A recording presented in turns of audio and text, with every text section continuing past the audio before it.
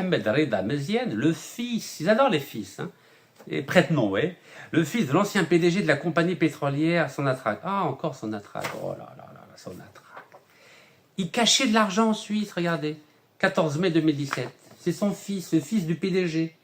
C'est pas Otradoul cette fois-ci, hein, parce que le fils d'Otradoul, Nassim Otradoul, vous savez, il pèse 2 milliards de dollars. 2 milliards de dollars. Mais c'est dinars, hein. 10 centimes de milliards de dollars. Mais là, il y a un autre fils de PDG. Ah oui, il y a tellement d'argent, oui. Regardez. Le fils de l'ancien PDG, il s'appelle Meziane, il cachait de l'argent en Suisse, mesquin, regardez, il cachait de l'argent en Suisse. Le pauvre, le pauvre, le pauvre. Rachid Nekaz ne mâche pas ses mots. Il accuse. Les contrats de Sonatrach doivent être contrôlés. Non plus par une élite opaque, mais par l'armée et le peuple. Pour lui, c'est la seule voie pour stopper la corruption et reprendre le contrôle des richesses nationales.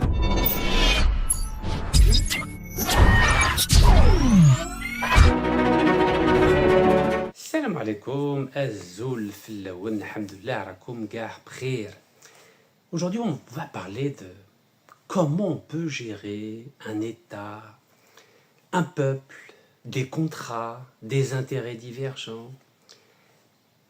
Vous savez, quand on est citoyen, surtout quand on est citoyen algérien, comme l'a plusieurs fois fait remarquer le président Sir Abdelmajid Tebboune, l'Algérie n'est pas un pays comme les autres. Oui, d'un côté, ce n'est pas un pays comme les autres, mais d'un autre côté, c'est un pays comme tous les autres. Alors, je vous ai dit qu'on va parler d'État.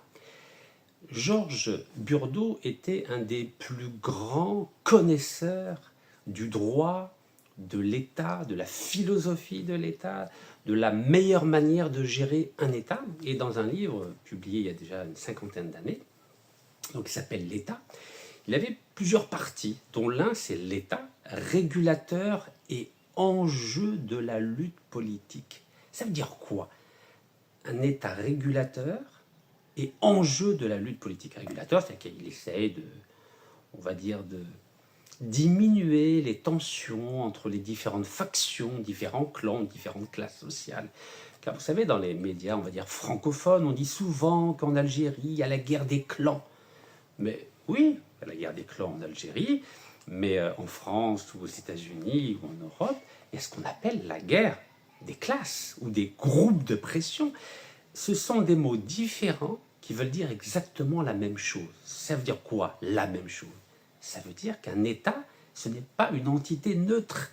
Ce n'est pas quelque chose qui est comme un étang, l'eau d'un étang qui ne bouge pas. Ça bouge en permanence, car il y a des intérêts divergents. Il y a même des intérêts opposés. Et quand Georges Burdeau parle de l'enjeu de la lutte politique, l'État, c'est aussi un espace où des hommes et des femmes se battent tous les jours pour prendre le pouvoir sur d'autres personnes, sur d'autres groupes de pression, sur d'autres clans ou d'autres classes sociales. Alors, prenons l'exemple classique de l'Union soviétique. L'Union soviétique s'est bâtie en disant le prolétariat, c'est-à-dire le monde ouvrier, va prendre le pouvoir sur le monde du capital, c'est-à-dire sur le monde des propriétaires. Donc c'était une lutte à mort. Et dans la philosophie communiste de l'Union soviétique, les ouvriers devaient imposer leur pouvoir sur les capitalistes. Aux États-Unis, c'est différent. C'est le capital qui doit réguler l'État, qui doit réguler la société, et c'est lui qui doit imposer ses règles au monde des ouvriers, au monde des employés, au monde de la classe moyenne. En Algérie, c'est différent.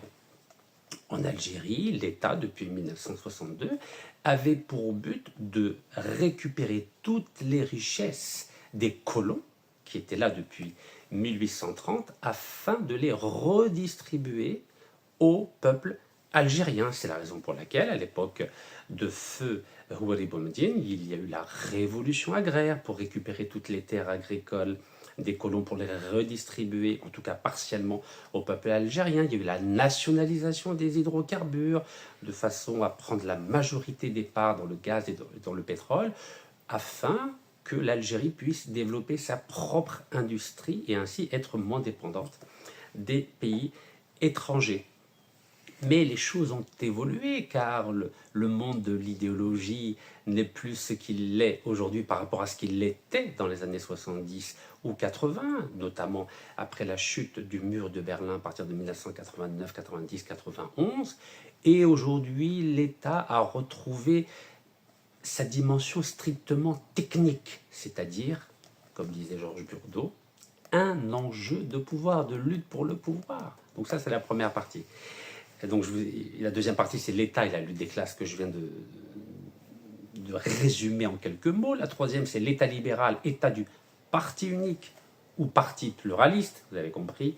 Parti unique, c'est dans les pays, disons, socialistes, et parti pluraliste, c'est les démocraties libérales, faussement libérales, car vous avez bien compris, la démocratie ne fonctionne que lorsqu'il n'y a pas de véritables enjeux. Mais dès qu'il y a des enjeux, tous les États sont les mêmes.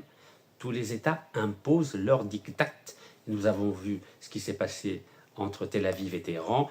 Nous voyons ce qui se passe depuis octobre 2023 avec Gaza. Quand les enjeux sont très importants, il n'y a ni démocratie, ni droit de l'homme, ni État de droit.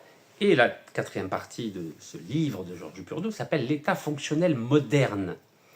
Oui, moderne, c'est-à-dire il essaye de faire croire qu'il ne dérange aucun intérêt, qu'il est neutre, qu'il essaye d'être au service du citoyen. Mais vous l'avez bien compris, cela n'est qu'une fantastique illusion. Alors, puisqu'on a fait cette petite présentation, est-ce que l'État algérien aujourd'hui est neutre? Est-ce que l'État algérien a simplement vocation à répondre aux besoins et aux aspirations des 46 millions d'Algériens aujourd'hui? C'est la question que tout le monde peut se poser. Ou alors l'État algérien est comme tous les autres États, c'est-à-dire qu'il fait l'objet de tiraillements à l'intérieur du système, où vous avez, comme dans tous les pays du monde, des gens formidables, des vrais patriotes, mais vous avez aussi une petite partie qu'on peut évaluer à peu près à 5%, qu'on appelle la cinquième colonne, dont le président de la République, Abdelmajid Tebboune, a parlé, et qui ne défendent pas vraiment les intérêts de l'Algérie, mais plutôt les intérêts de groupes étrangers. Alors, je vous ai dit, ce n'est pas spécifique à l'Algérie. Je vais vous citer un exemple qui a fait la une de la presse française dans les années 90, notamment en 96, et c'est l'exemple de l'ancien ministre français de la Défense, qui s'appelait Charles Hernu. Et qu'a révélé la presse française dans les années 90? Elle a révélé que Charles Hernu était un agent de l'Union soviétique, des pays de l'Est. Est-ce que vous imaginez un ministre de la Défense français?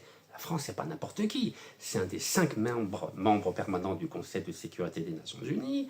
La France est une puissance nucléaire. La France, quand elle dit non à l'ONU, il n'y a aucune résolution qui est votée. Donc ce n'est pas n'importe qui, la France. Dites-vous que pendant des années, le ministre de la Défense français, Charles Hernu, pendant qu'il était ministre de la Défense de l'ancien président français François Mitterrand, rendait des comptes, faisait des rapports à l'Union soviétique, c'est-à-dire à Moscou. Vous imaginez le scandale? C'est absolument énorme. Donc dites-vous bien qu'un grand pays comme la France, qui a pu laisser un ministre de la Défense être un traître à la nation française, un traître à l'État français, un traître au peuple français, pour servir les intérêts de l'Union soviétique et des pays de l'Est, vous pouvez imaginer que dans tous les pays du monde, on voit ce type de profil. Regardez ce qui est en train de se passer en ce moment entre Tel Aviv et Téhéran. Vous avez vu que Téhéran, tout d'un coup, s'est réveillé en disant « Mais nous avons des traîtres iraniens qui obéissent aux ordres et servent les intérêts de Tel Aviv. » Comme si c'était une surprise. Vous savez, lorsque je me suis rendu le 8 mars 2018 à Téhéran, quelque chose m'avait choqué. Je suis sorti de l'aéroport de Téhéran pour faire libérer 29 femmes qui avaient été emprisonnées parce qu'elles refusaient de porter le voile dans la rue. Et entre l'aéroport et la ville, il y a à peu près 60 à 70 kilomètres. J'ai été complètement surpris de voir qu'il n'y avait aucun barrage routier entre l'aéroport de l'Ayatollah Khomeini et le centre-ville de Téhéran. Je me suis dit, c'est quand même bizarre. On dit que l'Iran est un pays autoritaire, un pays dictatorial, il y a des contrôles de police partout, personne ne peut bouger sans être 2-3 fois surveillé dans la journée. Et là, je me suis rendu compte qu'il n'y avait aucun barrage mobile pendant 60 kilomètres. Je me suis dit, mais... Donc ça veut dire qu'on nous raconte des histoires sur l'Iran. Ben, sachez que c'est un témoignage réel, c'est le mien. Le 8 mars 2018, aucun policier ne m'a contrôlé pendant 2 jours où j'étais à Téhéran. Je dis bien aucun. Donc vous pouvez imaginer que le Mossad n'a aucun problème à circuler librement à Téhéran pour essayer d'acheter des fonctionnaires ou de convaincre des citoyens d'être traîtres à la nation iranienne. Donc, Charles Hernu en France, le Mossad en Iran, et vous avez vu qu'en Algérie, nous avons aussi notre 5e colonne. Vous la connaissez, cette 5e colonne. Je vais vous montrer une belle photo de cette 5e colonne algérienne. Parce que, oui, l'Algérie... L'Algérie, c'est un beau pays, hein, c'est un très beau pays, mais c'est un pays exceptionnel, mais c'est aussi un pays comme les autres. Alors, 5e colonne, vous la connaissez. Regardez. Abdeslam Bouchoual.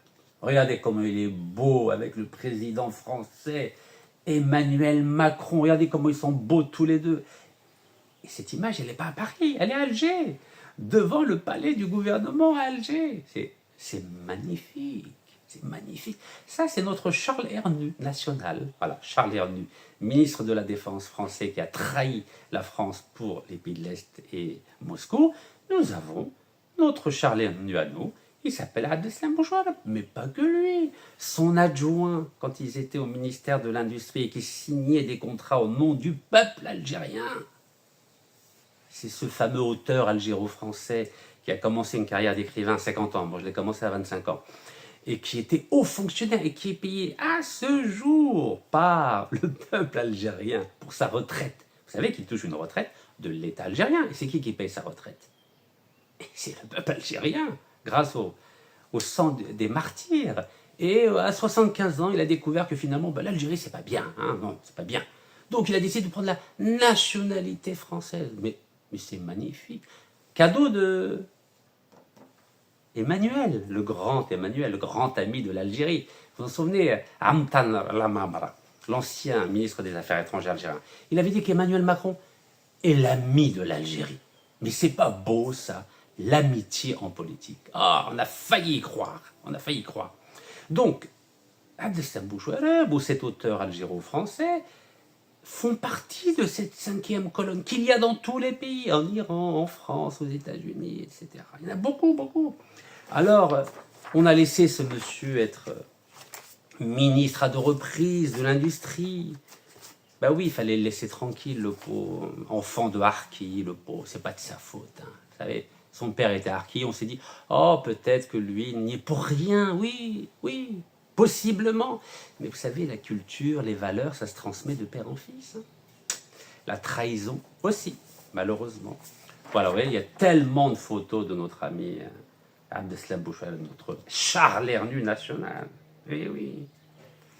Et puis, il a tellement rendu de service à la France, notre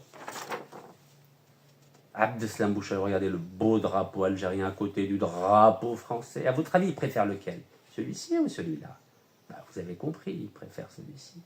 Bien oui, Abdeslam Bouchoual. Quand je manifestais devant les appartements qu'il possédait à Paris en 2016, je me disais, mais comment tu peux salir l'image d'un ministre algérien? Comment?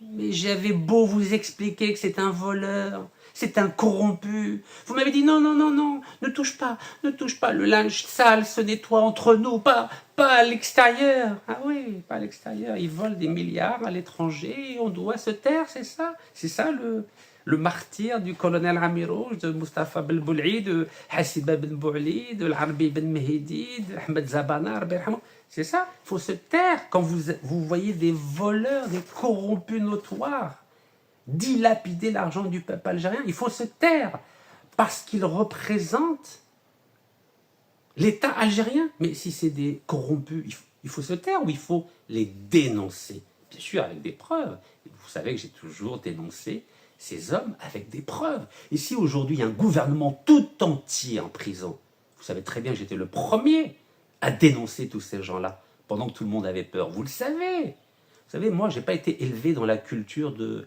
Nuskut, N'amad Aïniya ou Nahrab. Vous savez, j'assume. Tous ces gens qui étaient au gouvernement de Bouteflika étaient tous corrompus. Pas uniquement au gouvernement. Regardez les grandes entreprises nationales. Nous allons en parler. Donc j'étais le seul à dénoncer ces corrompus. Et j'ai même été condamné à plusieurs reprises par la justice française. Vous imaginez? Parce que j'avais manifesté devant l'appartement du Premier ministre Sellel sur les Champs-Élysées, j'ai été condamné à 2 mois de prison ferme. Vous imaginez? Ferme. Oui, parce que la France, fameuse France, elle protège tous ces corrompus. La France adore la corruption. Et c'est pour ça qu'en 2018, j'avais publié ce livre, de Bouteflika Dictatorship, la dictature Bouteflika, Under French Protection. Sous la protection française. Oui, protection française. La France, l'État français, protège la corruption en Algérie. C'est un fait notoire. Et dans ce livre-là, bon, c'est en anglais grâce à ma femme qui elle l'a traduit à Théa Saha. Et donc je parlais de mes condamnations de l'époque. Par exemple, la page 211, regardez la page 211, je disais que la France m'avait condamné déjà en juillet 2017 à 100 000 euros d'amende et ensuite à 4 000 euros par jour d'amende. Vous imaginez 4 000 euros par jour d'amende. Et à ce jour, je dois 8 millions d'euros à qui? Au fils d'un grand corrompu, l'ancien président de la Sonatrach, Abdelmoumen Outkaddour, et son fils s'appelle Nassim Outkaddour. Et pourquoi j'étais condamné par la justice française en juillet 2011 à 100 000 euros plus 4 000 euros d'amende par jour? Tout ça parce que j'avais refusé de retirer l'adresse de son appartement qu'il avait acheté avec l'argent du peuple algérien à Neuilly-sur-Seine. 2 appartements, 3,2 millions d'euros. Et la justice lui a donné raison. La justice m'a obligé à retirer l'adresse de cet appartement alors que c'était une SCI, Société Civile Immobilière, donc c'est public, l'adresse était publique. Non, ils m'ont dit non, vous devez retirer. Et j'ai refusé de retirer l'adresse de ces corrompus sur ma page Facebook. Donc à ce jour, c'est-à-dire juin 2025, je dois 8 millions d'euros à ces personnes qui ont été condamnées en 2019, 2020, 2021 par la justice algérienne à 10 ans de prison ferme pour corruption. Donc le père Abdelmoumen Outkaddour, qui était président de Sonatrach, est en prison en Algérie, et son fils Nassim Outkaddour, il roule des très beaux jours, il vit de très beaux jours entre New York, Paris, Beyrouth et Dubaï, et personne ne l'embête. Personne ne l'embête. C'est beau la France quand même, hein, c'est beau. Donc vous voyez, donc j'écris tout, mais en Algérie on ne lit pas, vous savez, en dehors de 3 lignes sur Facebook, on ne lit pas. Mais je publie des livres pour la postérité, vous avez compris? Donc, la dictature Bouteflika sous la protection française. Vous savez ce qui s'est passé là le 6 octobre 2017. À cause de la fameuse Saïdani, j'ai eu mon nez cassé et je n'entends plus rien de l'oreille droite. Vous entendez ou pas? Je n'entends plus rien de l'oreille droite. Car le combat militant, il y a des conséquences. La prison, les maladies, on vous ruine, on vous salit votre image. Mais c'est comme ça. J'ai pris l'engagement auprès de mon défunt père, Arbi Rahmou, et cet engagement, je le maintiendrai jusqu'à mon dernier jour, Inch'Allah. Bien sûr, de façon pacifique, de façon légale, de façon démocratique et de façon civilisée. Mais je ne me tairai point pour défendre ce drapeau-là. Et pour soutenir l'action anticorruption du président Sir Abdelmajid Tebboune, car ce n'est pas facile pour lui de lutter contre la corruption. C'est pas facile. Alors, Abdeslam Bouchouareb, on revient à lui. Vous savez qu'il a été condamné à 5 reprises à 20 ans de prison par la justice algérienne, mais la France de Macron le soutient. Regardez, là c'était au mois de mars, voilà, 26 mars 2025. Abdeslam Bouchouareb, ancien ministre condamné pour corruption en Algérie, pourra rester en France. Voilà. Pourra rester en France. C'est beau, c'est magnifique la France. La France ne le poursuit même pas pour corruption, pour détournement de fonds. Rien. Il est sur la côte d'Azur, Monaco, Nice, Cannes. Abdullah, grâce aux milliards qu'il a volés au nom de l'État algérien. Formidable. Formidable. Voilà, donc même CNews en France, 19 mars 2025, qui a Abdeslam Bouchouareb, 5 fois condamné à 20 ans de prison par l'Algérie, dont la France refuse l'extradition. Voilà. C'est pas beau ça. Dont la France, le pays de lumière, pays des droits de l'homme, pays de la démocratie, pays de ci, de ça, refuse l'extradition. Ben oui, parce que pour la France, Abdeslam Bouchouareb, c'est la 5e colonne. C'est l'équivalent de Charles Hernu, l'ancien ministre de la Défense français, qui, tout en signant des contrats au nom de la France, défendait les intérêts de Moscou. C'est la même chose. C'est beau, la politique, non? Alors, qu'est-ce qui se passe avec tout ça? Quand on voit la complexité de la gestion d'un État, c'est pour ça que j'ai commencé cette vidéo en vous expliquant qu'un État, c'est pas neutre un État. Ça tiraille à l'intérieur, des clans, des groupes de pression, des classes sociales différentes qui ont des intérêts différents. C'est la guerre, c'est la guerre. Au cœur de l'État, il y a la guerre. Ça tiraille de partout. Alors le président, vous savez, depuis qu'il est chef du gouvernement en mai 2017, je l'ai toujours soutenu dans sa lutte contre la corruption. Et vous savez, quand on est Premier ministre ou ensuite président à partir de décembre 2019, on ne contrôle pas tout dans un État. On ne contrôle pas tout. Car vous avez beau nommer des ministres, des walis, des hauts fonctionnaires, des militaires, des ambassadeurs, des consuls. Vous savez, à partir du moment où vous les avez nommés, ils font ce qu'ils veulent.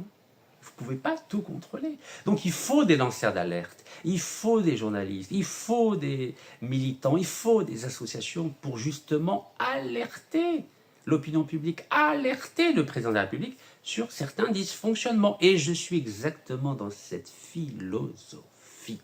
Je ne suis pas là pour dénigrer l'Algérie, je ne suis pas là pour dénigrer l'État algérien, je suis là pour apporter ma modeste contribution pour aider notre pays, notre président, notre peuple à essayer de surmonter ces difficultés qui ne datent pas d'1 an, qui ne datent pas de 5 ans, qui datent déjà depuis la colonisation.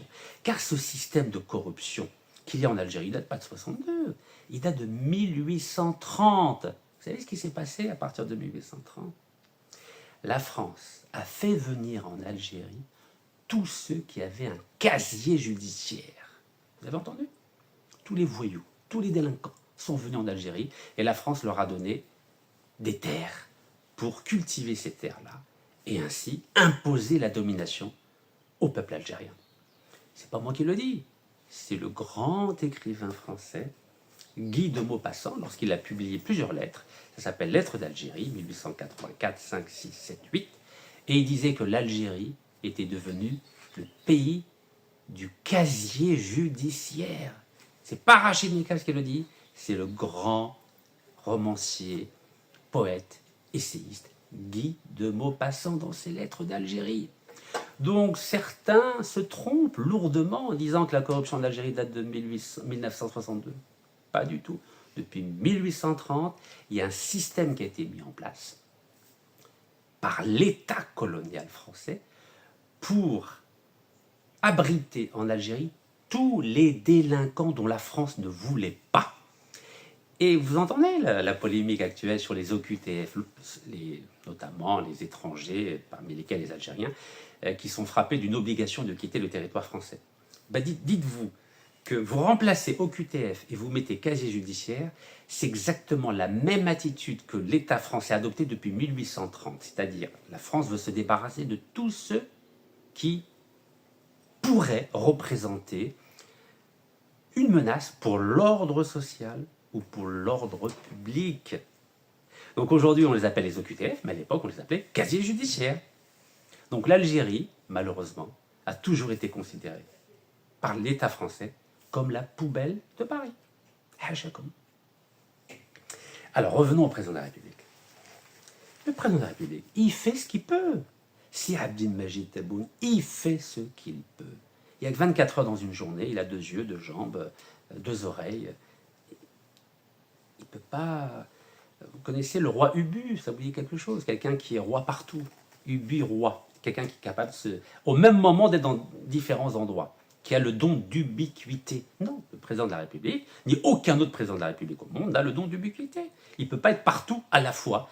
Et il faut des citoyens, comme je vous ai dit, des fonctionnaires, des militants, des associations, des intellectuels, des journalistes qui alertent l'opinion publique et le président sur un certain nombre de dysfonctionnements. Et je vous ai cité, lorsque j'étais devant la Tour Totale à Paris, avant-hier, le cas où le président de la République, c'est Abdelmajid Tebboune, était à la foire internationale d'Alger et il y a un industriel qui est venu le voir pour lui dire « Monsieur le Président, j'ai un problème avec le foncier industriel et je ne peux pas développer mon entreprise. » Et sur le champ, il est intervenu, sur le champ. Il a convoqué le responsable du foncier industriel pour lui dire « Vous avez jusqu'à la fin du mois pour régler son problème. » Vous avez vu cet exemple-là? Ben, dites-vous qu'il faut le généraliser à tous les secteurs d'activité pour que le président puisse faire son travail. Car notre pays, vous savez qu'il est malade. Mais il est malade pas depuis 62, depuis 1830 il est malade. C'est un pays qui a beaucoup souffert, notre État a beaucoup souffert. C'est un État corrompu jusqu'à la moelle depuis pratiquement 200 ans. C'est une corruption profonde, massive, cancérigène. Et ce n'est pas en 1 an, ni en 10 ans, ni en 20 ans, ni en 50 ans qu'on va régler le problème de la corruption en Algérie. C'est un travail de tous les jours. Alors, je vous ai dit qu'on va parler des problèmes du président de la République, à lutter contre la corruption. Ou contre la compétence, parce que ça va ensemble. Hein. Corruption, incompétence et absence de patriotisme, tout ça, ça va ensemble. Alors, avril 2025, affaire Mohamed Bouakez, l'ancien conseiller à la présidence devant la justice. Vous imaginez le président de la République, au sein même de son cabinet, il a des personnes corrompues. Et c'est pas de sa faute. C'est pas ses enfants, Marbahomch. Voilà, il a vu qu'il y avait un certain nombre de fonctionnaires dans l'État algérien, il en a choisi parmi un certain nombre pour les mettre au protocole, pour les mettre en tant que conseiller, en tant que wali, en tant que ministre. Mais regardez, avril 2025, ça fait pas longtemps. Qu'est-ce qu'il était obligé de faire, le président de la République? Il est obligé de mettre fin aux fonctions de ce Mohamed Bouakez. Mais oui, à partir du moment où un scandale éclate, le président, il n'a pas d'autre choix que de limoger ces personnes-là, parce qu'il ne peut pas laisser autour de lui des personnes corrompues. C'est pas possible. Ce n'est pas possible. Regardez. Le président de la République met fin aux fonctions du conseiller chargé de la direction générale du protocole. Voilà, et c'est pas moi qui le dis, c'est le Moudjahid. Moudjahid.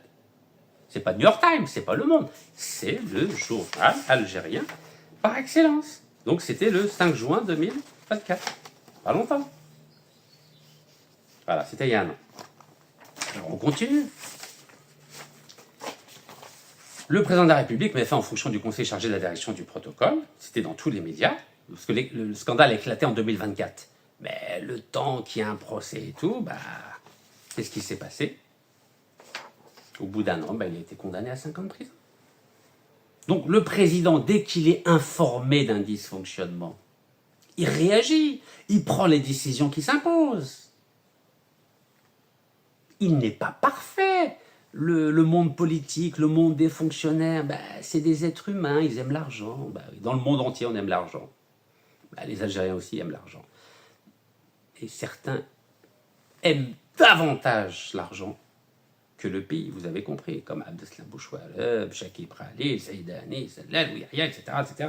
N'oubliez pas, il y a tout un gouvernement corrompu qui est en prison aujourd'hui depuis 2019. Vous le savez. Alors, on continue. Il n'y a pas que le problème de corruption, il y a un problème d'attitude morale. Est-ce que vous vous en souvenez? Le wali de Rilizane, Sami Medjoubi. Sami Medjoubi avait humilié un citoyen. Il n'y a pas longtemps. Regardez, c'est février, c'est ça? Voilà, février, 20 février 2025. En direct, le wali de Rilizel, Sami Medjoubi, avait humilié en direct un citoyen. Vous savez que le président de la République n'aime pas le hogra. Qu'est-ce qu'il a fait le président? Quand il a vu les images, quand il a vu que ça faisait un scandale, immédiatement, il a mis fin aux fonctions. Immédiatement. Parce que le président de la République algérienne, Saad El-Majid Tebboune, n'accepte pas le hogra, n'accepte pas l'injustice. De la même façon qu'il refuse la corruption. Un responsable ayant humilié un citoyen, sanctionné par Tebboune. Et c'est ce qui s'est passé. Le chef de l'État a mis fin aux fonctions du wali d'Orélizane, M. Sami Medjoubi. C'est ce qu'a annoncé le porte-parole de la présidence de la République algérienne. Voilà. Il n'y a pas que ça. Juste avant, le président de la République, Saad El-Majid Tebboune, a limogé un wali et a nommé Kamel Berkane à sa place. Voilà. Vous voyez? Quand il y a un problème, il réagit fortement. Voilà. Donc à la place de Sami Medjoubi, il a nommé M. Kamel Berkane. Voilà. Bien sûr, un peu de discrétion. La présidence de la République n'a pas révélé la raison pour laquelle le chef de l'État a mis fin au wali d'Orélizane. Vous avez compris. On ne peut pas humilier des citoyens algériens. Voilà. Allez, on continue. Rachid Nekaz frappe fort en mettant Sonatrach au centre du débat national. Pour lui, les contrats signés par la plus grande entreprise d'Algérie ne peuvent plus rester dans l'ombre. Il exige une transparence totale. Et surtout, un contrôle renforcé. Une sortie qui vise clairement la racine d'un mal profond. La corruption. Le président de la République, le 15 avril 2025, il a limogé un de ses conseillers, M. Shafiq Mezbah. Voilà. Il n'a pas fait l'affaire, il a limogé. Mais on ne dit pas qu'il porte atteinte à l'image de l'Algérie. Non, tu fais pas l'affaire, t'es limogé. Point barre. Quand quelqu'un est incompétent, ou corrompu, ou qui n'est pas patriote, bien sûr qu'il faut le limoger. Mais on fait la différence entre des brebis galeuses et l'image de l'Algérie. C'est pas la même chose. Allez, on poursuit. Le président Saad El-Majid Tebboune limoge le wali d'Adrar Ali Bougarra 5 mois après son installation. Et ça, c'était en avril 2025. Ça fait pas longtemps, regardez. Mai, juin, ça fait 2 mois. Regardez. Il limoge le wali d'Adrar 5 mois seulement après son installation. 5 mois. Donc le président, dès qu'il est informé qu'un haut fonctionnaire, un ministre, un wali ne fait pas l'affaire, bien sûr qu'il faut le limoger. Et ça, c'est valable pour tout, hein. Des consuls, des ambassadeurs, des entreprises corrompues. Et nous allions y arriver. Vous avez bien compris que c'était ça le thème de la vidéo. Mais je me réserve le temps de vous faire cette longue introduction pour vous expliquer pourquoi il est important de mettre fin à certains contrats.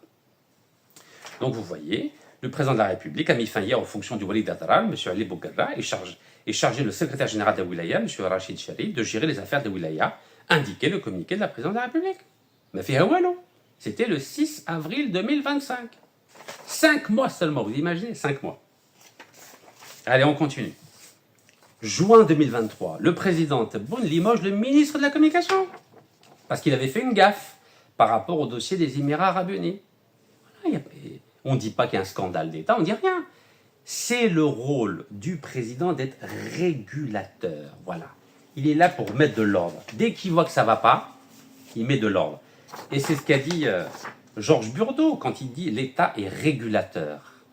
L'État régulateur est enjeu de lutte politique. Voilà.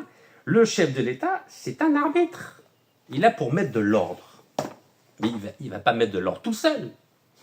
Donc, le ministre de la Communication, M. Mohamed Bouslimani, a été limogé suite à une petite erreur sur l'expulsion de l'ambassade des Émirats Arabes Unis en Algérie. Voilà. Adi. Ça, c'est le rôle du président. Il est chef d'orchestre, il est régulateur, il est arbitre. Je continue. Novembre 2023. Le président Tebboune limoge Abdelhafid Henni. Pareil, c'était le ministre de l'Agriculture et du Développement rural. Voilà, il a limogé. Mais il ne fait pas l'affaire, il le limoge. Vous voyez, c'est pas comme à l'époque de feu Abdelaziz Bouteflika, où Meskin, il était mourant, mais il ne pouvait pas prendre de décision. La ghalb, il ne peut pas. Mais là, alhamdoulilah, il est mobile, il est conscient, il voit ce qui se passe, il a des rapports qui viennent à son bureau, et il prend les décisions qu'il faut de façon rapide et efficace. On continue. Août 2024. Le président Abdelmajid Tebboune a limogé jeudi son ministre des Transports, invoquant un fait rare pour ce genre d'annonce, une faute grave dans l'exercice de ses fonctions. Regardez, c'est pas moi qui l'ai dit. Donc vous voyez le nombre de ministres, de Wali, de fonctionnaires, de conseillers qu'il a limogé, le président. Regardez. Pour des faits graves dans l'exercice de ses fonctions. Faits graves dans l'exercice de ses fonctions. Vous voyez, c'est très important. 13 août 2024. Donc voilà, je vous ai parlé. Pareil, en février 2025, ça fait pas longtemps, mars, avril, mai, juin, il y a 4 mois. Hein, le président a limogé 2 ministres il y a 4 mois. Donc vous voyez, il y a eu la valse des ministres, des fonctionnaires, des conseillers. C'est pas facile d'être président. Vous croyez que c'est facile, vous croyez que vous avez une baguette magique et vous pouvez régler tous les problèmes. Non, c'est pas comme ça que ça fonctionne la politique. C'est un exercice ingrat, la politique. C'est ingrat. Parce que vous êtes entouré de beaucoup de délinquants, beaucoup de corrompus, beaucoup d'incompétents. Et il faut avoir le courage, que, quand ça va pas, de prendre des mesures radicales. Vous voyez, il a limogé 2 ministres. Donc le ministre des Finances, l'Aziz Faïd, et le ministre délégué à l'industrie chargé de l'industrie pharmaceutique, Fouad Hadji. Voilà.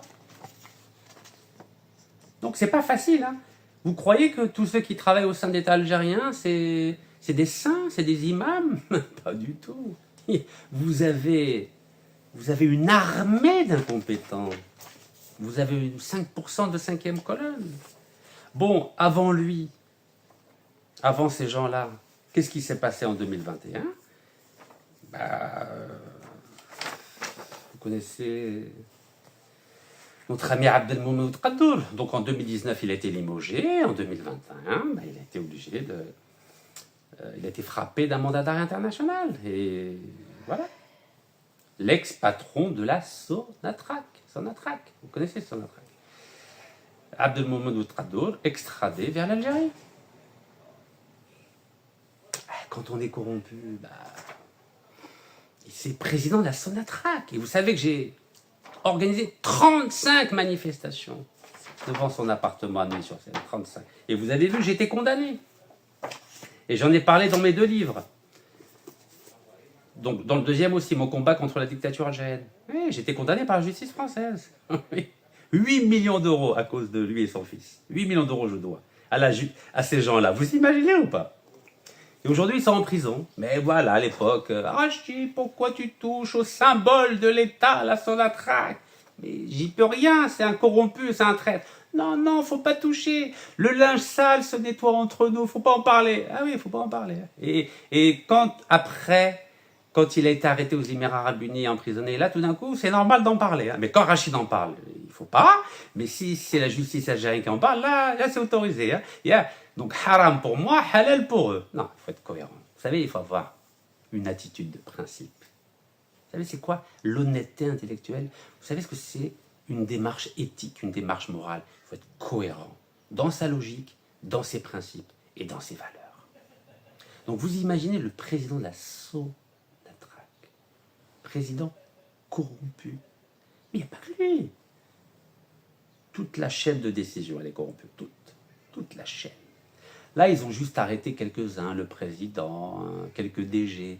Mais toute la chaîne de décision, comme on dit dans le domaine militaire, toute la chaîne de commandement, elle est corrompue. De A à Z. Totalement corrompue. Et le 10 août 2021, regardez l'image. Là, c'est pas une belle image. C'est pas bon pour l'image de l'Algérie. Regardez, il a été arrêté avec les menottes. Ça se fait pas. Ça ne se fait pas. On n'est pas obligé de montrer des images comme ça. Autant on a le droit, on a le devoir de lutter contre la corruption, autant on n'a pas le droit d'humilier des hommes ou des femmes. On n'a pas le droit. Car l'Algérie, c'est aussi avoir le sens de l'honneur, le sens de l'image. Mais tout ça pour vous dire que la corruption est à tous les niveaux de l'État algérien, à tous les niveaux des entreprises publiques algériennes, à tous les niveaux des institutions algérienne. Mais ça date pas de 62, encore une fois, ça date de 1830. 1830. C'est la France qui a semé cette vermine de la corruption à tous les niveaux du pays, des institutions et des structures. À tous les niveaux, je dis. Et le président, il a essayé depuis 2019, il essaye tous les jours, mais c'est un chantier colossal, colossal. Bon, alors maintenant qu'on a dit ça, qu'est-ce qu'on fait maintenant? Qu'est-ce qu'on fait? Parce que, vous savez, c'est compliqué, hein? C'est gérer un État, c'est waouh, c'est d'une complication, mais terrible, quoi. Ça va maintenant, on va y arriver. On va y arriver. On va arriver au thème. Alors, l'économie de l'Afrique. Vous savez que l'Algérie fait partie de l'Afrique. Vous savez qu'en Afrique, il n'y a pas d'économie. Il n'y a que des ressources naturelles. De l'or, du diamant, du fer, du manganèse, du pétrole, du gaz, du phosphate. Il n'y a que des ressources du bon Dieu, c'est-à-dire celles du sous-sol. Au-dessus de la terre, oui, un peu de blé, un peu de riz, il n'y a pas grand-chose. Donc, les richesses du pays, c'est le sous-sol. Et pour exploiter les richesses du continent, c'est le sous-sol. Et pour les exploiter, vous savez qu'on a des entreprises qui sont censées les exploiter, mais dans les faits, elles ne font rien. Car la plupart des ingénieurs qui travaillent dans ces entreprises de gaz, de pétrole, de fer, etc., de diamants, les ingénieurs partent à l'étranger. Et ce sont les multinationales qui exploitent les richesses du sous-sol de l'Afrique. Et c'est qui ces entreprises multinationales? C'est Total, c'est Engie, c'est British Petroleum, c'est Eni, c'est State Oil, c'est Halliburton, c'est Exxon, etc. C'est des entreprises occidentales. Alors en Algérie, on a la Sonatrach, mais autant dans les années 63, 64, jusqu'à Boumediene, la Sonatrach, il y avait des ingénieurs, il y avait un pouvoir d'achat en Algérie, le dinar ne s'était pas effondré, donc les ingénieurs algériens restaient en Algérie pour développer, explorer, exploiter les gisements de gaz et de pétrole. Mais avec la dégringolade de l'économie et la dévalorisation et la dévaluation du dinar, le pouvoir d'achat des ingénieurs algériens de la Sonatrach a complètement dégringolé. C'est la raison pour laquelle chaque année, des milliers d'ingénieurs algériens quittent l'Algérie pour travailler ou en Europe, ou aux Amériques, ou bien dans les pays du Golfe. Ce qui veut dire qu'aujourd'hui, la Sonatrach, c'est une coquille vide. Elle ne sait pratiquement plus rien faire, la Sonatrach. C'est terrible, hein? Il y a une régression dans le champ des compétences et de l'expertise des ingénieurs de la Sonatrach, car ils partent. En 2018, l'ancien président de la Sonatrach, dont je viens de vous parler, Abdelmomen Ouedraogo, a dit que 10 000 ingénieurs de la Sonatrach allaient partir, ou à la retraite, ou à l'étranger. Vous imaginez, 10 000, c'est une catastrophe. Et c'est la raison pour laquelle aujourd'hui, la Sonatrach n'est plus en mesure de développer les gisements de gaz ou de pétrole, car les ingénieurs partent, et on ne les paye pas assez. Pourquoi? Car la Sonatrach est une entreprise publique. Donc il faut respecter une évolution salariale. Ce n'est pas une entreprise privée. Donc en clair, la Sonatrach ne peut pas payer les ingénieurs de la Sonatrach avec des salaires équivalents à ceux qu'ils perçoivent en Amérique, en Europe ou dans les pays du Golfe. Et donc on a cette absurdité qu'aujourd'hui la Sonatrach préfère donner des licences d'exploration ou d'exploitation de gaz ou de pétrole à des entreprises étrangères plutôt que les exploiter elles-mêmes. Car les talents partent à l'étranger. Il n'y a pas que dans le domaine de la Sonatrach. Regardez dans les hôpitaux. 50% des médecins algériens, des promotions annuelles des médecins quittent le pays. 65% des informaticiens. Mais nous, on laisse faire. On laisse faire, on laisse partir nos élites, les médecins, les ingénieurs, les informaticiens, les architectes, les avocats. On laisse faire. Puis après, on est obligé d'appeler Total, Engie, British Petroleum, Eni, Halliburton. Venez, parce que nos élites partent. Vous imaginez la catastrophe que nous sommes en train de vivre? Tant qu'on n'a pas réglé le problème de la fuite des cerveaux, jamais il y aura d'économie en Afrique. Je dis bien jamais. Jamais. Ni en Afrique, ni en Algérie. Jamais. Donc, l'étape numéro 1 pour stopper cette hémorragie économique sur l'ensemble du continent africain, c'est stopper l'affût des cerveaux. Et comment on stoppe l'affût des cerveaux? Il faut mieux payer, offrir un environnement beaucoup plus agréable pour l'élite du continent, en général, et l'élite algérienne en particulier. Si on veut que l'Algérie devienne vraiment libre, indépendante et souveraine, il faut que nos ingénieurs restent en Algérie, il faut que nos médecins restent en Algérie, il faut que nos informaticiens restent en Algérie, nos architectes restent en Algérie. Bref, il faut que notre élite reste et développe l'Algérie. Il ne faut pas qu'elle aille à l'étranger pour développer les économies occidentales. Ça n'a aucun sens. Donc, c'est bien beau de temps en temps de dire « Ah oui, on a un ingénieur à la NASA. Ah oui, on a un ingénieur, ou plutôt la directrice de l'Institut Pasteur qui est algérienne aussi. » Mais ça n'arrime à rien. Quel est l'intérêt de se dire, sauf pour le petit NIF algérien, le petit égo algérien, « Ah oui, on a un ingénieur à la NASA. Ah oui, on a la directrice de l'Institut Pasteur qui est algérienne. » Mais s'il n'y a personne qui reste en Algérie pour développer la médecine, l'économie, l'agriculture, les technologies, etc., à quoi ça sert? Ça ne sert strictement à rien. Donc l'économie africaine et l'Algérie en particulier, elle repose exclusivement sur les ressources naturelles. Ressources naturelles. Alors, maintenant que je vous ai fait cette longue introduction, vous savez ce qui s'est passé le 17 juin, j'en ai parlé, avec différents tons. D'abord un ton ironique et sarcastique, et ensuite un ton extrêmement sérieux.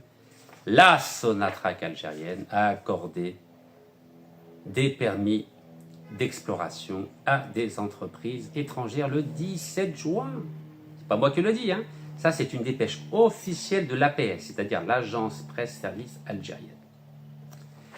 Alors, ils disent pas Sonatrach, ils disent Naft. Vous savez de qui dépend Naft? Ça dépend de la Sonatrach. Donc, un Naft octroie des licences d'exploration et d'exploitation d'hydrocarbures dans 5 sites. L'Agence nationale pour la valorisation des ressources en hydrocarbures a annoncé mardi 17 juin 2025 l'octroi de licences d'exploration et d'exploitation d'hydrocarbures dans 5 sites. Dans le cadre de l'appel à concurrence internationale Algeria Bid Round 2024. Ah oui, English s'il vous plaît. Hein? English. C'est beau, hein? Aïe, aïe, aïe. Selon les explications fournies lors de la séance d'ouverture des plis, vous savez, en plus, il y a une théâtralisation. Hein? Ah oui, ils savent faire de la mise en scène. On a l'impression que c'est Kateb Yassine al-Marhoum qui a fait ça. Donc, selon les explications fournies lors de la séance d'ouverture des plis, donc ils ont ouvert des enveloppes, et d'évaluation des offres, qui s'est déroulée au siège du ministère de l'Énergie, des Mines et des Énergies Renouvelables, le comité d'appel à concurrence a reçu des offres qui concernent 5 sites sur les 6 proposés dans l'appel. Il s'agit de Ahara à Ilizi, Regan 2 à Adrar, Zrafa 2, bassin de Ahnet Gourara, Ahnet, vous vous souvenez, c'est pas trop loin de Ain Salah, dans les wilayas d'Ain Salah, de Toile 2, bassin de Berkine, deuxième plus grand gisement de pétrole en Algérie, 400 000 barils jour, je le répète, juste après Hassi Mesroud, donc Berkine dans les wilayas de Ouargla et d'Ilizi, et de Gern El Gessa, de bassin de Gourala Timimoun. Vous savez que j'ai marché à pied dans toutes ces régions, vous êtes au courant, entre 2014 et 2016.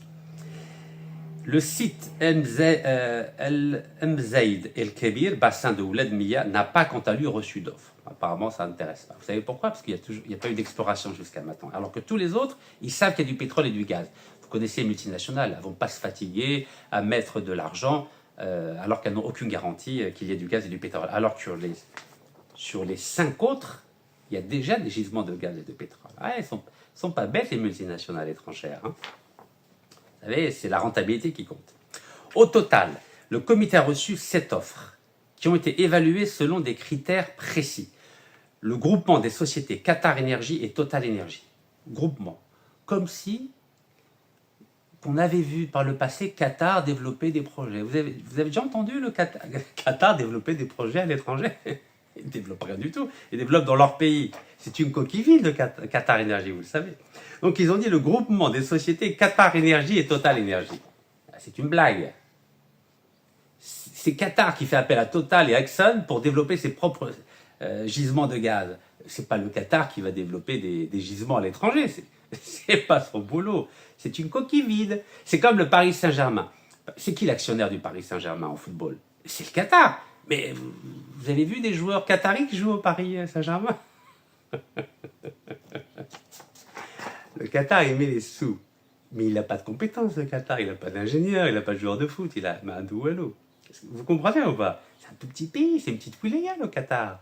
Donc l'Algérie, 46 millions d'habitants, elle signe avec Qatar Énergie, qui n'a pas d'ingénieur, qui n'a pas de joueur de foot, pour développer le gaz dans notre pays. Mais c'est une plaisanterie. Eh bien, comme Khatrat qui ne khammam, je me dis, mais c'est quoi ça? C'est quoi? Et vous savez pourquoi ils ont mis groupement Total Énergie et Qatar Énergie? Pour pas dire Total tout seul. Voilà, ils ont voulu diluer l'impact médiatique et politique de l'annonce d'accorder un permis d'exploration et d'exploitation à Total, alors qu'il y a une crise majeure entre Alger et Paris. Mais nous, on donne à la France. Dans les médias, on dit, oui, nous, on n'aime pas la France, on enlève la langue française, on dit, il n'y a plus de contrat agricole avec la France, voilà, on arrête tout. Il n'y a plus d'ambassadeurs, plus de contrats, plus de langue, plus wallo.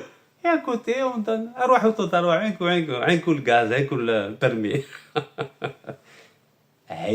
عيب كبير على بالكم عيب. Vous savez comment ça s'appelle ça? Je vais y arriver. Bon bref, on va y arriver. Donc alors le groupement des sociétés Qatar Énergie, donc qui n'a aucun joueur de foot au PSG, aucun ingénieur, hein, voilà, que les choses soient claires. Et Total Energy a remporté la licence pour le site Ahara, le groupement des sociétés Eni et PTTEP Thaïlande. Vous imaginez, on signe avec la Thaïlande. Et la Thaïlande, c'est quoi? C'est une grande puissance, la Thaïlande. La Thaïlande, elle développe le gaz et le pétrole en Algérie. Et la Thaïlande, la Thaïlande. C'est comme si vous disiez le Mozambique ou le Népal. Qui va la Thaïlande? Cinéma la Thaïlande, elle Jazair, bled 5 ملايين ونص هذا الله يرحمهم cinéma Thaïlande. Bon, bref. Donc, on a signé avec Eni. Bon, Eni, vous connaissez, c'est le roi de la corruption. J'ai déjà parlé de scandale avec sa filiale Saipem. La Saipem, donc filiale de Eni, avait donné 198 millions d'euros de rchwa, dirham, au cadre de la Sonatrach et au ministre de l'énergie et des mines, Shakib Khalil. 198 millions d'euros. Et on continue à signer, hein, Eni, Saipem. Bon, bref. Donc, alors, groupement Eni et Thaïlande, donc PTTEP, ils ont remporté la licence pour le site de Regan 2. Vous vous souvenez, Regan 2? Il y avait une entreprise cotée à Tel Aviv qui a failli avoir 11,5% de Regan. Heureusement, alhamdoulilah, en 2019, le président Abdelmajid Tebboune a dit hop, on exerce le droit de préemption. Il est hors de question que l'entreprise israélienne cotée à la bourse de Tel Aviv et de Londres puisse posséder 11,5% du gaz d'Organ. Vous savez que c'était la France qui a voulu vendre ses parts dans Edison. Donc, Edison, c'est une filiale italienne du français EDF, Électricité de France. Donc, Électricité de France, c'est-à-dire Macron, a voulu vendre 11,5% des parts que possédait Edison, qui appartenait à la France, à une entreprise israélienne, Argan. Vous imaginez? Alhamdoulilah, le président Abdelmajid Tebboune a dit « Walou, niet ». Il a exercé le droit de préemption, c'est l'Algérie qui a racheté. Voilà. Bon, bref. Alors après, je continue. La licence pour le site Toile 2 a été attribuée au groupement des sociétés Zenga, Autriche, et Filada, Suisse. Est-ce que la Suisse et l'Autriche ont du pétrole et du gaz? Je ne suis pas au courant. Hein. Suisse, allez, Autriche et Suisse. Ah, j'ai jamais entendu parler que les Suisses et les Autrichiens ils ont des gisements de gaz ou de pétrole. Maintenant, on signe avec eux. Allez. Nous, on a 62 ans d'expérience avec la Sonatrach. La Sonatrach a été créée en décembre 63. Donc, on est en juin 2025. 62 ans d'expérience. Et il faut, pour développer notre gaz et du pétrole qui nous rapporte 96% des devises globales du pays, il faut qu'on signe avec Thaïlande, qui n'a pas de pétrole, Suisse, qui n'a pas de pétrole, Autriche, qui n'a pas de pétrole, Qatar, qui n'a pas de compétences. Et nous, on n'est pas capable de développer... explorer et développer les sites gaziers et pétroliers. Il faut qu'on fasse appel à des pays qui n'ont même pas de pétrole, même pas de gaz. Bon, bref. Site officiel de l'APS, hein, d'accord? APS. APS. Alors, vous savez qu'il y a un grand journaliste français qui s'appelle Jean-François Kahn, qui avait publié un livre Attendez, je vérifie la date. C'était un autodidacte, hein, mais son frère, c'est un grand médecin, grand professeur. Selon Nekaz, il est temps que l'armée nationale et le peuple algérien aient leur mot à dire sur les contrats pétroliers et gaziers. Il veut rompre avec les pratiques opaques du passé, où les ressources du pays profitaient à une élite. Pour lui, associer le peuple à la surveillance de Sonatrach, c'est protéger l'Algérie de la prédation. Donc ça, c'est en 89. Il a écrit un livre qui s'appelle « Esquisse d'une philosophie du mensonge ». Vous savez, le mensonge fait partie de l'ADN de tous les États dans le monde entier. Voilà. Vous savez, la frontière entre le mensonge, la vérité, très très mince, très très mince. Et parfois, des États, surtout quand il y a des luttes très fortes à l'intérieur des États, ont tendance à utiliser le mensonge pour faire passer la pilule des informations, on va dire, un peu difficiles à accepter pour l'opinion publique. Et donc la Sonatrach, depuis Chakib Khalil, passe son temps à mentir au peuple algérien. Voilà, un peu comme ici, là. Je sais pas, on signe avec la Thaïlande, l'Autriche, la Suisse, la femme de Wallo. À la rigueur, si on avait signé avec British Petroleum, voilà, les Norvégiens, les Russes, les Américains, eux, on sait qu'ils ont du pétrole, du gaz, c'est clair. Vous savez que la Norvège, c'est le premier fournisseur de gaz en Europe. Il a détrôné la Russie. L'Angleterre, elle a du pétrole et du gaz. Les États-Unis ont du pétrole et du gaz. La Russie a du pétrole et du gaz. Mais ok, donc signer avec ces pays, c'est normal. Ils ont une vraie expertise. Mais avec la Suisse, l'Autriche, la Thaïlande, écoutez, il y a des questions à se poser. Donc, je ne sais pas. Point d'interrogation. Alors, maintenant, la Sonatrach. Quelle est la crédibilité de la Sonatrach? Est-ce que la Sonatrach a été nettoyée depuis 2019? En dehors du président et quelques généraux, non. Les structures de la Sonatrach n'ont pas été nettoyées de la corruption. Non. Je suis désolé de vous le dire, mais il n'y a pas de travail qui a été fait au sein de la Sonatrach pour lutter contre la corruption à tous les niveaux de la Sonatrach. Ça n'a pas été fait. Ça a été fait superficiellement tout en haut de la hiérarchie. Président, directeur général. C'est tout. Mais le problème de la Sonatrach, c'est quoi? C'est que ça fait longtemps qu'elle est corrompue, cette boîte nationale, qui est notre fierté sur le plan intellectuel, sur le plan moral, sur le plan émotionnel. Mais dans les faits, c'est un peu compliqué. Vous savez pourquoi je vous parle de corruption? C'est pour vous dire qu'on a un problème. Et c'est le patriote algérien qui vous le dit. C'est le citoyen algérien Rachid Nekaz qui vous dit « Nous avons un problème aujourd'hui avec Sonatrach ». Il y a quelques semaines, pourquoi j'ai proposé au président de la République de nommer un vice-président militaire? J'ai demandé au président de la République, c'est Abdelmajid Tebboune, de nommer un général en tant que vice-président de la Sonatrach chargé de la surveillance et du contrôle des signatures de tous les contrats de gaz et de pétrole. Pourquoi j'ai proposé cette idée? À l'époque, vous m'avez dit, mais pourquoi tu proposes un général pour être vice-président? Je leur ai dit, écoutez, un général, c'est un patriote normalement. Donc un général, il ne va pas penser à sa poche. Il va défendre l'honneur du pays, l'image du pays, le sang des chouhadar, birhamhum. Moi, un civil qui gère 96% des devises du pays, moi, j'ai pas confiance. Excusez-moi, je n'ai pas confiance. Je n'ai pas confiance à des civils qui ont la responsabilité de 96% des devises du pays. On ne peut pas, parce que l'être humain, il est fragile. L'être humain, vous savez, il est corruptible.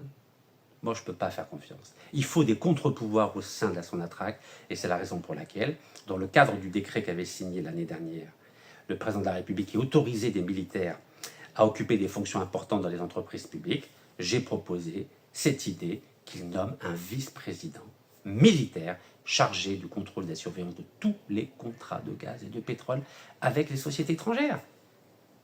Oui, parce que quand je lis le communiqué officiel qui attribue à Total,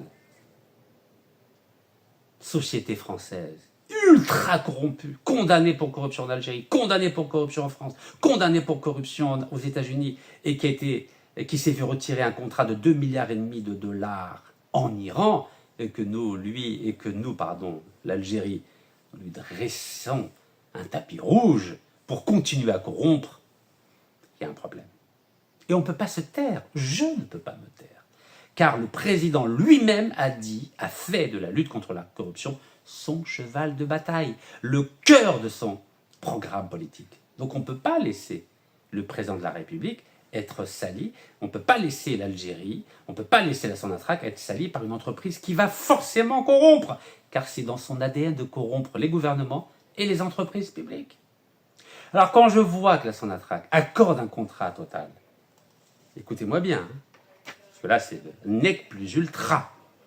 Donc la Sonatrach accorde un contrat à l'entreprise corruptible Total, et dans le même temps, les dirigeants de la Sonatrach n'ont pas le droit de voyager en France. Là, écoutez, je ne sais pas si c'est tragique ou si c'est comique. Mais là, il faut expliquer aux 46 millions d'Algériens, aux 7 millions d'Algériens de la diaspora, la cohérence. Donc la Sonatrach, tapis rouge le 17 juin, tapis rouge, hein, elle donne un contrat énorme à Total Energy, entreprise corrompue, corruptible, mais en même temps, la Sonatrach, les dirigeants de la Sonatrach interdisent de voyager en France. Oh, magnifique, moi loin. Ou l'Ifhem, Igoulé. Celui qui a compris, s'il vous plaît, expliquez-moi. Alors, c'est dans tous les médias, hein, d'accord? Tous les médias algériens, français et tout. Sur instruction de leur ministre de tutelle, c'est-à-dire le ministre de l'économie, de l'énergie, pardon. Donc sur instruction du ministre de l'énergie, les cadres dirigeants de la compagnie pétrolière algérienne, ainsi que ceux des deux autres entreprises, ne peuvent plus se rendre en France, ni même y transiter. Donc même pas transit. Un épisode de plus dans l'escalade des tensions entre Paris et Alger. Et ça date du 25 juin 2025. 25 juin 2025, ok? Sonatrach.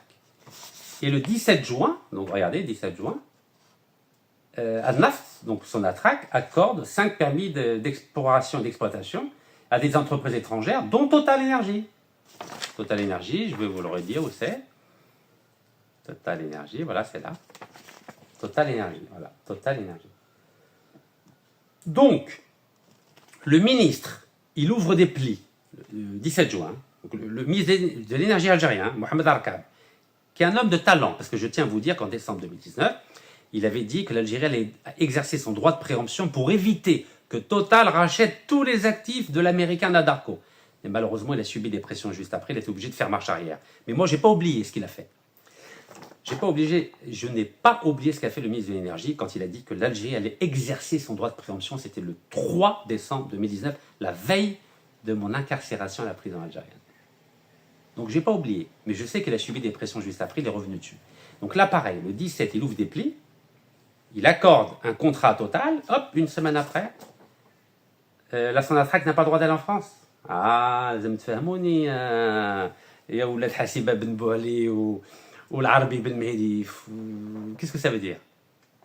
Total, c'est nos amis ou c'est pas nos amis? Il faut expliquer ça au peuple algérien. Qu'est-ce qu'on fait?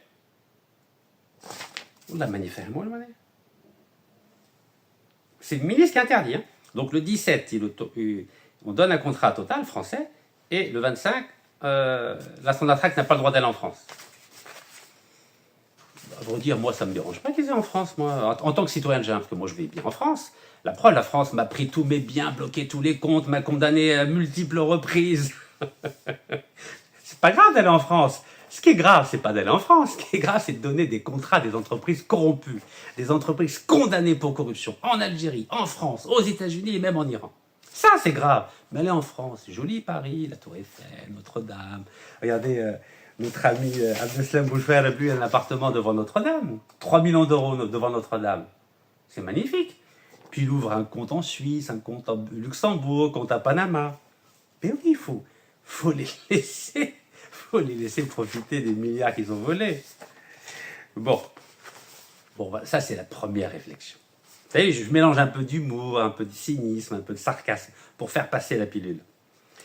Bon, maintenant, on va revenir à Sonatrach. Parce que Meskina Sonatrach, pas facile. C'est dur d'avoir beaucoup d'argent comme ça.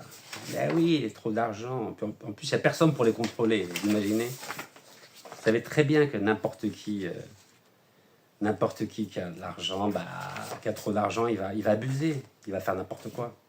Vous le savez. Alors, pour pas qu'il y ait d'ambiguïté, hein. Vous savez, le communiqué officiel dont je vous ai parlé, là, l'APS, c'est même dans le site officiel de Naft. Hein. Regardez, site officiel de Naft. Donc l'entreprise publique algérienne. Hein. Voilà, j'ai oublié de vous le dire. Naft ouvre les plis de l'appel d'offres Algérie Bid Round 2024. Voilà, site officiel. Hein. Site officiel. Donc c'est pas Rachid qui dit ça. Hein. C'est pas la presse française, c'est pas le Mozambique, c'est site officiel. Site officiel. Voilà. Voilà, avec les 5 permis d'exploration que je vous remets ici. Voilà, l'exploration et exploitation. Donc c'est le site officiel algérien. C'est même pas l'agence presse-service algérienne, c'est le site du pétrolier, du gazier algérien. Voilà, donc il y avait le ministre de l'énergie et des mines et des énergies renouvelables, M. Mohamed Arkab. Il y avait aussi sa secrétaire d'État auprès du ministre de l'énergie chargée des mines, Mme Karima Tafer, du président de l'agence Naft, Mourad Beldjeham, et du président de Sonatrach, M. Rachid Hachichi. Voilà. Et des représentants des entreprises soumissionnaires, rapporte l'APS, c'est-à-dire Total, Eni, etc. etc. Regardez. Voilà, c'est officiel. Voilà, il y avait les représentants, bien sûr, ils étaient contents, hein, des entreprises soumissionnaires. Voilà. Vous voyez, site officiel. Alors, ça n'a pas encore été signé, que les choses soient claires. Ça sera signé au mois de juillet, c'est-à-dire là, dans une semaine, 10 jours, 15 jours. Et vous savez que j'ai fait déjà 2 vidéos où j'ai demandé au président de la République de ne pas signer ce contrat avec l'entreprise corrompue et corruptible, Total Energy, qui a été condamnée pour corruption en Algérie, condamnée pour corruption en France, condamnée pour corruption aux États-Unis, et qui a été privée d'un contrat de 2,5 milliards de dollars en Iran. Oui, parce qu'elle avait donné 60 millions de dollars au fils de l'ancien président iranien. Ah bah oui, Total, attention, mais la bouche. Dès qu'ils voient un blocage, ils disent, allez, c'est quoi ton prix? Allez, c'est quoi ton prix? Donc ils ont dit au fils du président Rafsanjani iranien, allez, on te donne 2 fois 30 millions de dollars et tu nous signes le contrat de 2,5 milliards. C'est magnifique. C'est ce que fait Total partout, hein. Partout. En Birmanie, pareil, ils ont créé des comptes offshore pour les militaires de Birmanie.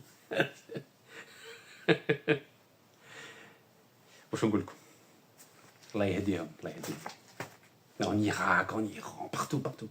Ils passent leur temps à corrompre les gouvernements et les entreprises pétrolières et gazières. Ils font que ça. Total, c'est son job. Aïe, c'est dur. Bon, 2016, d'anciens cadres de la Sonatrach condamnés par la justice. Vous savez, la Sonatrach, elle a eu énormément de scandales de corruption. Sonatrach 1, Sonatrach 2. Depuis 1999, c'est le pompon. C'est la corruption généralisée. Et ça ne s'arrête pas, Après plus d'1 mois de procès, le tribunal d'Alger a rendu mardi 2 février 2016 son verdict dans l'affaire Sonatrach. Les anciens cadres de l'entreprise algérienne de pétrole ont été reconnus coupables d'association de malfaiteurs, détournement de fonds publics, blanchiment et corruption dans le cadre de marchés conclus de gré à gré. Gré à gré, c'est-à-dire il n'y a pas d'appel d'offres. Donc des marchés conclus de gré à gré avec des compagnies étrangères. Regardez. Ah là, ils magouillent ensemble, tous les deux. Quoi. Ah, ils n'ont aucun problème, hein. C'est le tribunal d'Alger, hein. C'est pas le tribunal de New York ou la Milan, Alger. Bladna, blad chouala. Vous voyez? Extraordinaire, non? Coupable, association malfaiteur, détournement de fonds publics, blanchiment, corruption dans le cadre de marchés de conclus de gré à gré avec des compagnies étrangères. 3 février 2016. Vous pouvez vérifier toutes ces informations, bien sûr, sur Internet. 2017. Affaire Sonatrach. Ce compte en Suisse que la justice algérienne n'avait pas vu. Ah, bah oui. Pas tout voir, la justice algérienne. Selon les Panama Papers, le scandale des hommes politiques dans le monde entier qui étaient accusés de corruption, qui ont créé des comptes bancaires en Suisse, au Luxembourg, au Panama.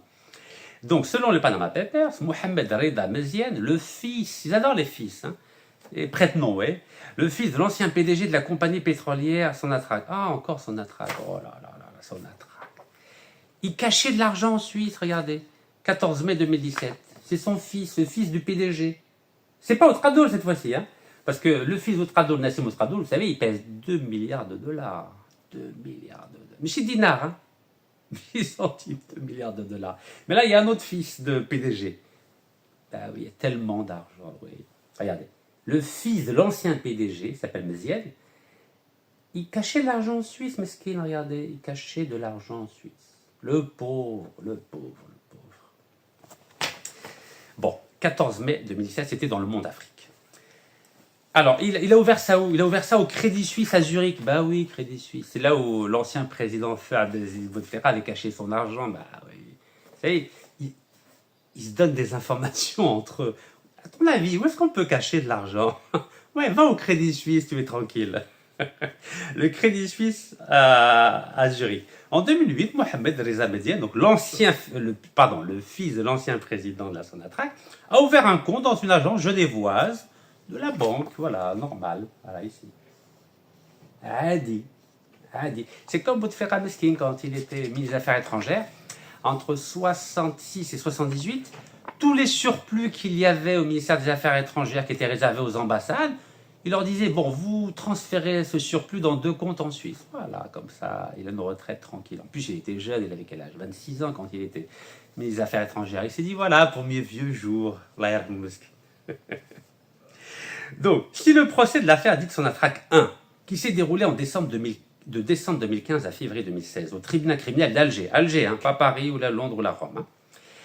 Donc, si ce procès n'a pas fait toute la lumière autour de l'un des accusés, Mohamed Reda Meziane, le fils de l'ancien président de la Sonatrach, Mohamed Meziane, de nouvelles informations viennent éclairer les zones d'ombre qui subsistaient sur le patrimoine financier du fils de Mohamed Meziane, l'ancien PDG de l'entreprise pétrolière publique algérienne Sonatrach. Cet homme de 45 ans avait été condamné à 6 ans de prison ferme. Oh, c'est tout. Purgé en détention préventive, il y a une amende de 2 millions de dinars, 16 700 euros. Oui, 16 700 euros. Le prix d'une voiture. Pour corruption, blanchiment d'argent, mais l'instruction n'était pas parvenue à recenser l'ensemble des biens et de l'argent présumé mal acquis par les inculpés. Oh, msakin. Or, d'après des documents obtenus dans le cadre du projet Panama Papers 2016, il apparaît que Mohamed Reda Meziane a pu cacher au moins un compte en Suisse à la police judiciaire et aux magistrats instructeurs. C'est beau ça ou pas? Bah oui, il faut cacher un peu. Il faut cacher. Les faits remontent aux années 2000. Ah, c'était la belle époque. Quand l'embellie financière engendrée par la flambée des prix du pétrole avait permis à l'État algérien de lancer d'importants programmes d'investissement public, donnant lieu à des faits de corruption. Vous en souvenez, l'autoroute Est-Ouest, le fameux, comment ça s'appelle, le canal, L'Ain Salah, Tamarasset, etc., etc. Cette affaire, et plus tard l'enquête Sonatrach 2, parce qu'il y a Sonatrach 1, Sonatrach 2, ouverte à Milan en Italie, ah bah oui, comme les étrangers commencent à regarder, avait révélé une partie du système mis en place par les responsables du ministre algérien de l'énergie. Ministre de l'énergie. Ça fout mal quand même, hein. Ministre de l'économie, Chakib Khalil. Ministre de l'industrie, Abdeslam Bouchouar. Ministre de l'énergie, Chakib Khalil. Ça fait beaucoup quand même, hein. Tout ça au nom du peuple algérien, de l'État algérien. Et par le management de Sonatrach pour capter des commissions sur les contrats engageant la compagnie nationale. Ah ouais, ils prennent des commissions, ils aiment bien les commissions. Vous savez, c'est qui verse ces commissions? Ben, c'est les entreprises étrangères, parmi lesquelles, hop, Total. Pas que Total, hein. Eni, etc., etc. Et ils disent, voilà, il a créé une coquille vide aux îles Vierges britanniques. Regardez, coquille vide aux îles Vierges britannique. Bah oui, coquille vide, c'est un compte, c'est une société bidon. Lors de son audition par le juge d'instruction, Mohamed Reda Meziane, le fils de l'ancien président de la Sonatrach, avait déclaré qu'il disposait à Paris de 3 comptes, dans 3 banques différentes.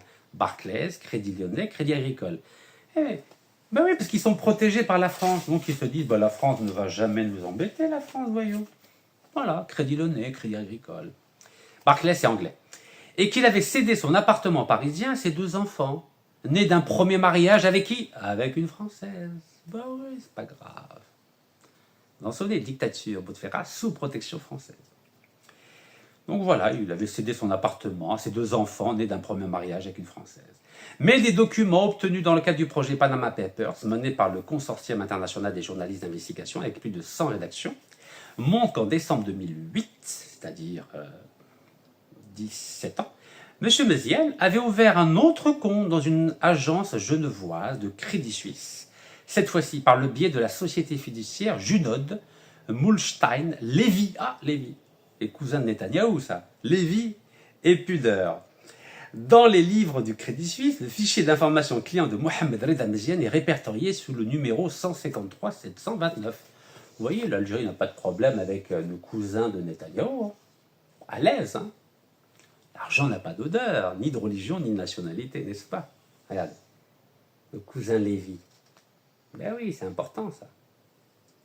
Regardez, c'est ici, là. Et l'Algérie n'a aucun problème. La Sonatrach, l'Algérie. Tout va bien. Ce n'est pas tout. Selon les documents obtenus par le projet Panama Papers, la société JMLP a recouru au service du cabinet panaméen Mossack Fonseca. C'est le même cabinet auquel a fait appel Abdeslam Bouchoueb, pour cacher le compte sous une coquille vide domiciliée aux îles Vierges britanniques, Jaxia Associates. Cette compagnie offshore, dissoute en avril 2010, quand Mohamed Reda Mézières était en prison dans le cadre de l'instruction, a été administrée à partir de décembre 2008 par une autre société écran. Il n'y a que ça. Hein. Tac, tac, tac. Donc il est parti en prison, hop, il a dit à son avocat, vas-y, ferme tout de suite cette entreprise, sinon ils vont me repérer. Donc cette société écran s'appelle Capvid Management Service. Panaméenne, celle-là, est enregistrée sous le nom des gestionnaires de fortune de la société JMLP. C'est beau, ça. De 2006 à 2009, des contrats fictifs. Vous imaginez qui dirigeait l'Algérie? Vous imaginez qui on met à la tête de l'Algérie? Vous imaginez? Et quand je parlais, oh Rachid, comment tu portes atteinte à l'image de l'Algérie? Ah oui.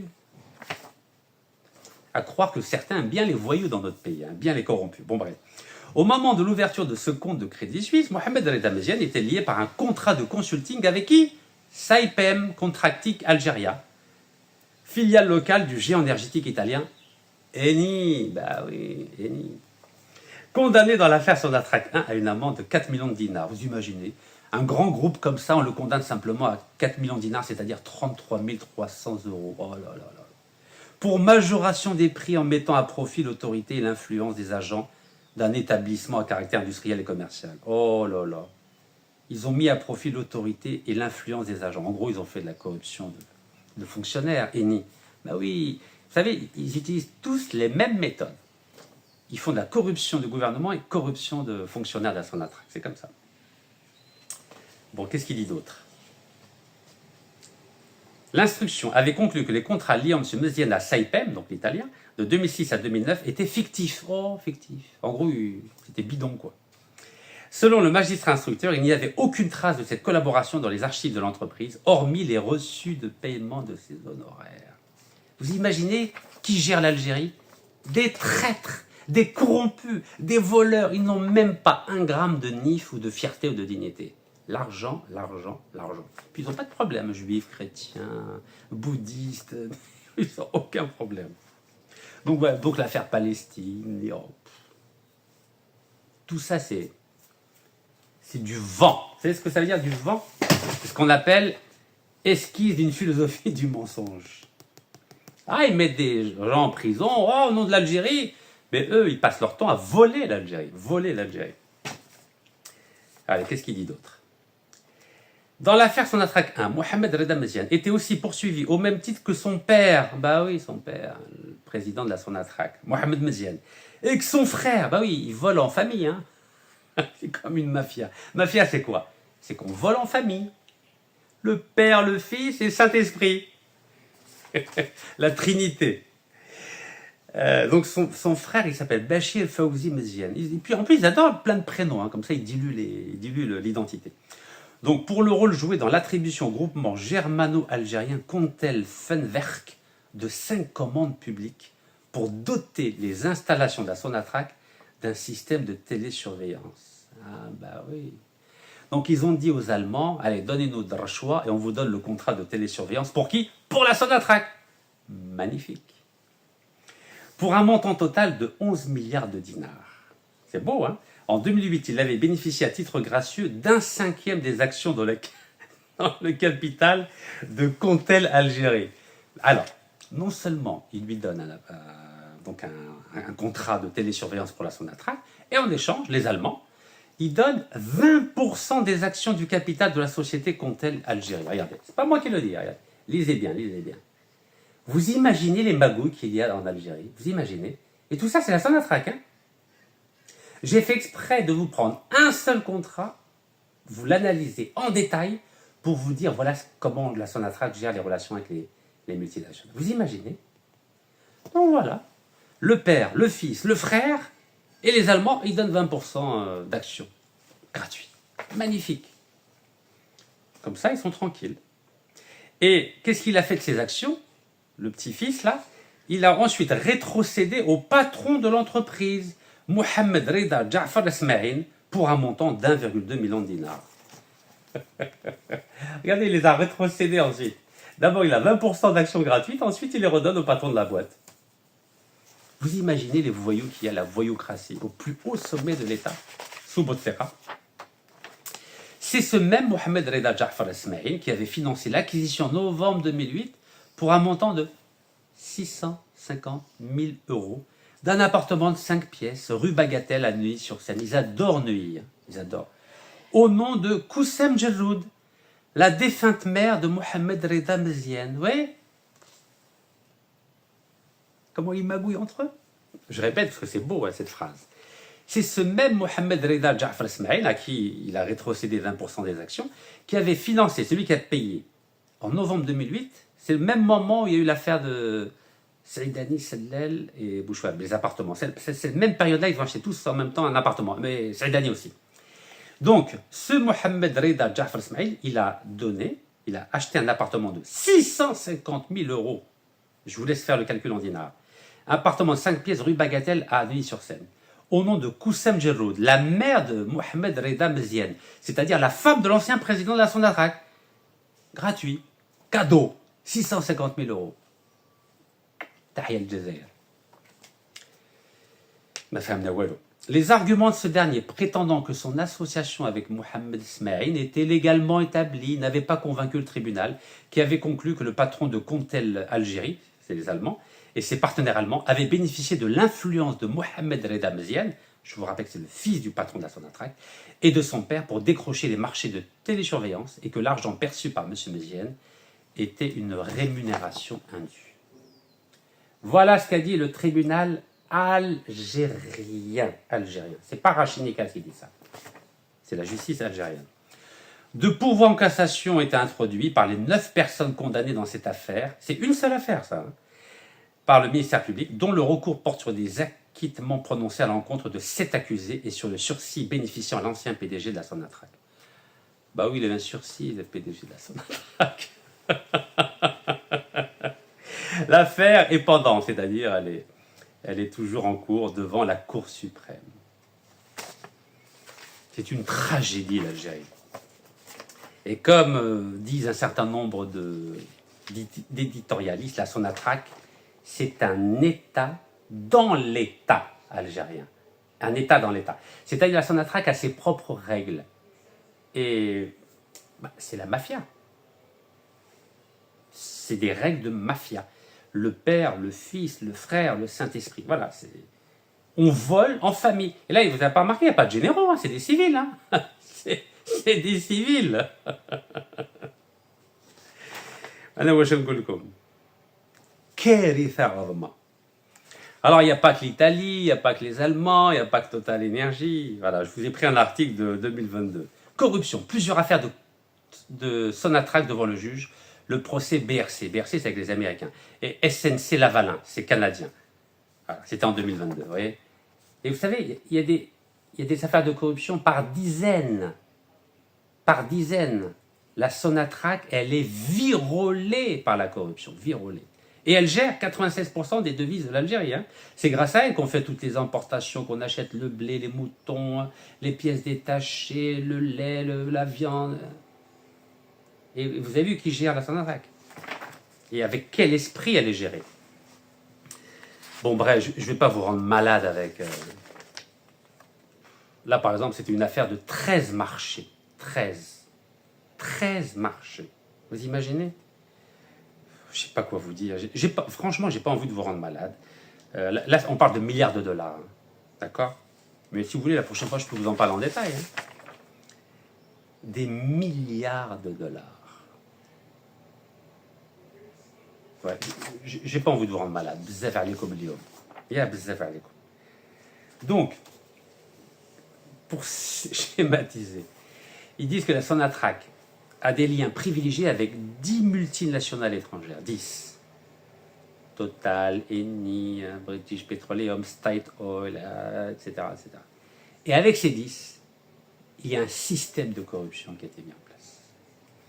Donc, quand je lis le communiqué du 17 juin et que je vois que l'Algérie, la Sonatrach signe avec Total une entreprise corrompue et corruptible, condamnée en Algérie pour corruption, condamnée en France pour corruption, condamnée aux États-Unis pour corruption, alors que cette entreprise est française et que l'Algérie matin, midi et soir essuie des critiques quotidiennes de l'État français, des hommes politiques français, des médias français, des intellectuels français, de juges français, d'anciens ambassadeurs français, et qu'on lui donne un contrat.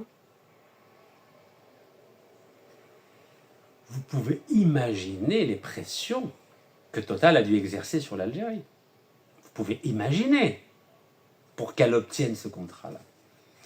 Et vous avez suivi ce qui s'est passé avec Éric Ciotti, l'ancien président des Républicains. Vous vous souvenez qu'il avait menacé de remettre en question l'accord de 68. Et comme par hasard, il a décidé de patienter. Il a dit non, finalement, je retire mon texte à l'Assemblée nationale. On ne va pas demander, dans le cadre de la niche parlementaire, l'examen de la dénonciation unilatérale des accords de 68 entre la France et l'Algérie. Alors, il a prétexté le fait qu'il attend le verdict concernant l'affaire algéro-français qui va avoir lieu le 1er juillet. Donc, il s'est dit, la libération de cet écrivain est beaucoup trop importante, donc on ne va pas envenimer les relations entre l'Algérie et la France. Mais c'est une plaisanterie. La France, elle n'en a strictement que faire de cet auteur qui vient d'être à peine français suite à une décision du président français Emmanuel Macron. La motivation, c'est quoi? C'est que la France a fait pression sur l'Algérie pour obtenir le contrat énorme à Harara, et que c'est pour ça que Éric Ciotti a décidé de ne pas embêter l'Algérie. Vous imaginez comment l'Algérie est tombée bas et comment elle est victime de chantage de ces hommes politiques français sans foi ni loi. Alors, je redemande au président de la République algérienne, Si Abdelmajid Tebboune, de ne pas céder au chantage de l'État néocolonialiste français et de ne pas céder au chantage de cette entreprise 3 fois condamnée pour corruption en France, en Algérie et aux États-Unis, et dont le vice-président, le général Denis Favier, est aujourd'hui mis en examen par le doyen des juges d'instruction français à la Cour d'appel de Paris, M. Cyril Pacaud, suite à une plainte que j'ai déposée contre lui pour subornation de témoin et pour faux en écriture. Cet homme-là a été condamné par la Cour administrative d'appel de Toulouse et par la Cour européenne des droits de l'homme dans sa responsabilité sur l'assassinat d'un militant écologiste en octobre 2014 et qui s'appelle Rémi Fraisse. Comment l'Algérie, qui a des principes, peut se laisser faire signer un contrat par cette entreprise condamnée pour corruption en Algérie, en France, aux États-Unis? C'est inacceptable. Il y a d'autres entreprises dans le monde avec l'Algérie peut signer, et c'est sûrement pas avec cette entreprise qui exerce du chantage sur nos responsables algériens. Car oui, il y a du chantage de l'État français sur les responsables algériens, et pour ne pas subir ces pressions-là, il faut changer de responsables, mais des hommes propres, des hommes qui ont des valeurs, des hommes qui ont des compétences, et surtout des hommes qui aiment l'Algérie. Barakallahu fikum, tahiyya al-Jazair, wallah yarham shuhada.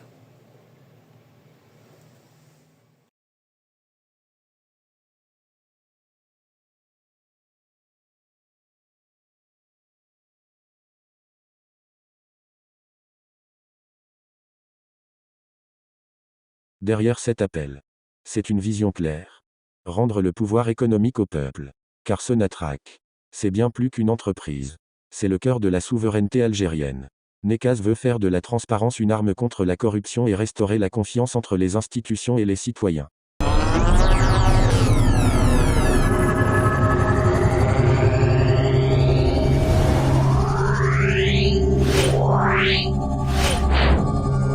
Yeah.